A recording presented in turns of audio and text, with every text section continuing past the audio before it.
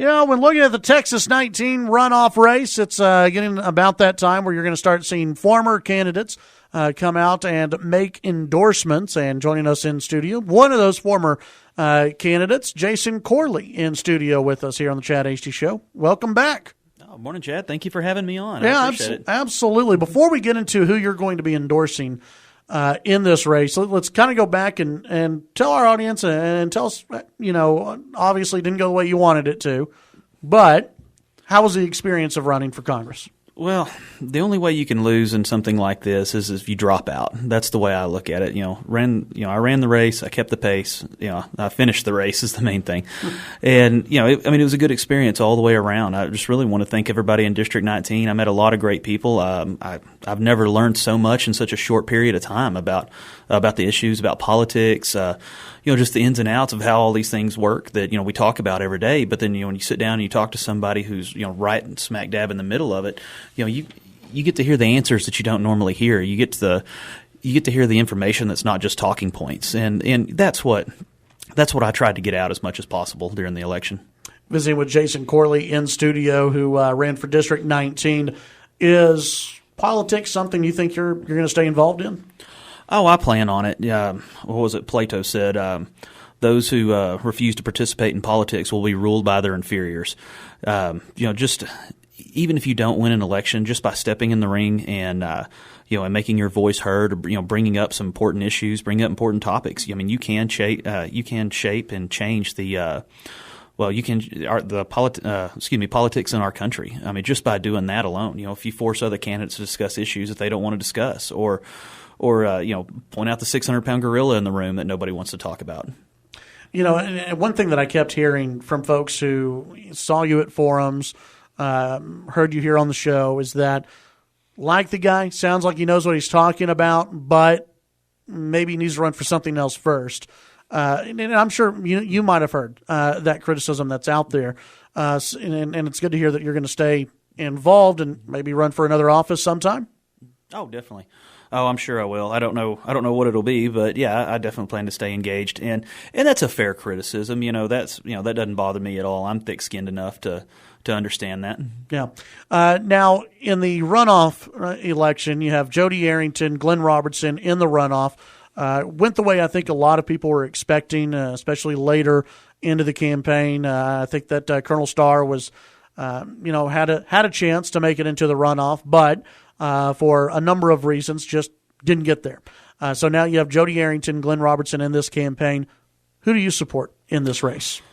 Well, let me be the first candidate to formally endorse Glen Robertson.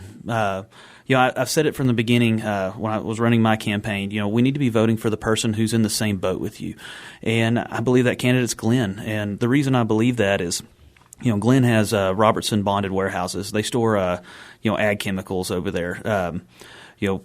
If the price of cotton continues to fall, he's in the same boat with me as a cotton farmer for that reason. He's got a vested interest to do everything in Washington he can.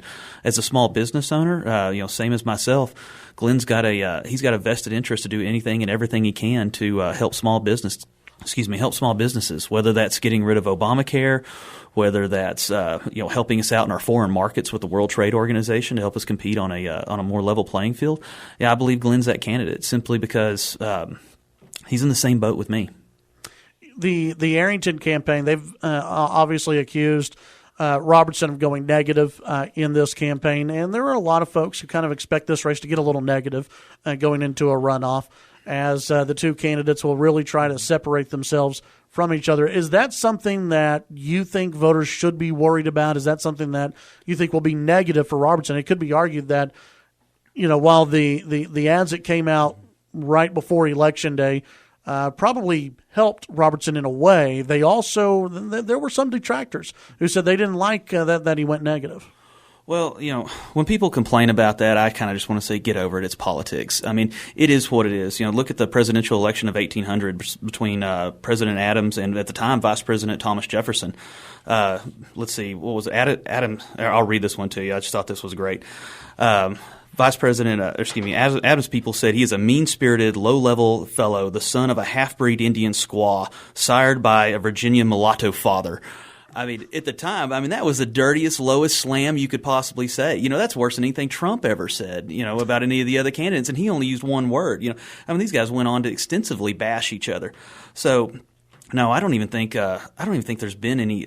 There's a difference between saying something negative about somebody directly, or what I consider to be negative attack ads is going after people's family. Nobody got into that.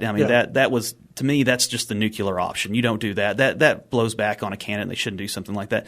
But to call somebody out on their record, to call somebody out on their job history, their job performance in the past, if they served in any political capacity, or what they've done professionally. No, that's all fair game. That's informing voters. They ought to know these things. So if you see something negative about one of the candidates, take the time, go look it up, see if that's actually true or not. That's on us. If you get deceived, that's your own fault. Visiting with Jason Corley in studio, just announcing his endorsement of Glen Robertson for Texas 19. We expect other candidates, don't know how many, but other candidates will probably make an endorsement of some kind in this race. You obviously attended I think, every forum that was out there. You were on stage with Glen Robertson. You were on stage with Jody Arrington. What was it about Glen's answers, about how he handled some of the subjects because I assume that had a part to play in your decision, correct? Oh, definitely. I think Glenn was one of the most knowledgeable ones up there. Let's see, what was his best phrase? Food, fuel, and fiber.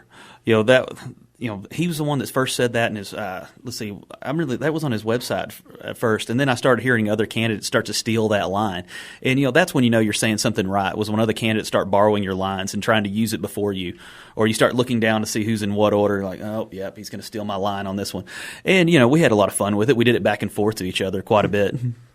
Do you think you'll be joining Robertson on the campaign trail, going out and doing events, or how do you intend on lending your support, other than, of course, coming on radio interviews and stuff like that? Well, yeah, definitely my endorsement, and and I'll continue to support Glenn. Just when I'm just out doing my job, or my day-to-day activities in our community. I've not been formally asked to participate in the campaign or to stump for Glenn or anything like that. But is that something you'd be open to? If I've got the time, I'm kind of recovering right now from the campaign and just getting back in the swing of things with work. But yeah, if I've got some spare time, I'd be willing to help out. All right, Jason Corley, thanks for coming on KFYO and making your endorsement. Appreciate it. Thank you.